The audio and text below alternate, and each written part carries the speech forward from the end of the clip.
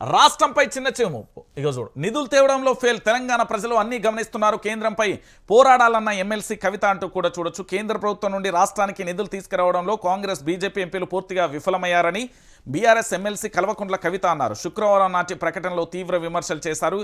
BJP ఎంపీలు 8 మంది, కాంగ్రెస్ ఎంపీలు 8 మంది.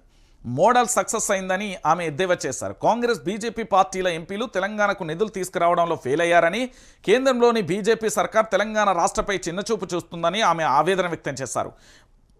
Palamuru Rangareddy lift irrigation project జాతీయ హోదా నిరాకరించడం తెలంగాణపై వివక్ష చూపినట్టేనని ఆమె అన్నారు. బడ్జెట్ కేటాయింపులలో అన్యాయం, ప్రాజెక్టుల గుర్తింపులు మన సంస్కృతి, మన పండుగలను పూర్తిగా విస్మరిస్తుందని అన్నారు. తెలంగాణ రాష్ట్రం ఏర్పడినప్పటి నుంచి నిరంతర నిర్లక్ష్యానికి గురవుతూనే ఉన్నామని, పాలమూరు రంగారెడ్డి ప్రాజెక్టులను విమర్శించడం అనేది పురాతన చరిత్రలో కొత్త అధ్యయనంలా ఉందన్నారు అంటూ చెప్పిన పరిస్థితి. నేనేమంటున్నానంటే చాలా బాధాకరమైన విషయం అండి ఇది.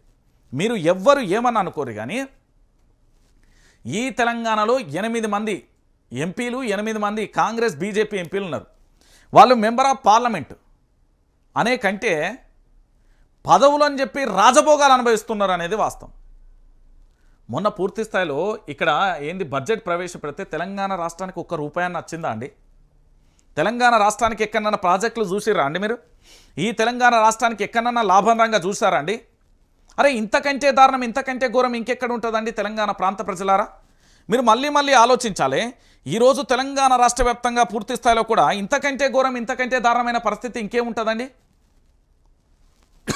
తెలంగాణ రాష్ట్ర వ్యాప్తంగా కూడా పూర్తి స్థాయిలో కూడా కనీసం 8 మంది ఎంపీలు, మొత్తం 16 మంది ఏం చేస్తున్నారు? కోడిగుడు మీద ఈకలు వీక్తున్నారా, లేకపోతే గుజ్జుగుర్రానికి పనులు దోముతున్నారా?